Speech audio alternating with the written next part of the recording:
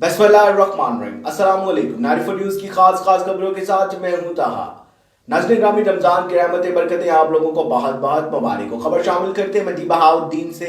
हमारे नुमाइंदे शान अशरफ की तफसीलात के मुताबिक मंडी बहाउद्दीन डिप्टी कमिश्नर तारिक अली बसरा और DPO सैयद अली रजा ने रमज़ान बाजार और दीगर बाजारों का दौरा किया। मज़ीद जानते हैं हमारे नुमाइंदे शान अशरफ की इस रिपोर्ट में।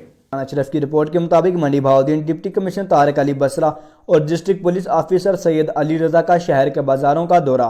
छुट्टी के दिन बंद दुकानें खोलने पर मुतअद्दिद दुकानदार गिरफ्तार। कोरोना SOPs की खिलाफ वर्जी पर शहरियों को हिरासत में ले लिया। रमज़ान बाजार के दौरा के मौका पर दी गई सहूलियात का जायजा लिया।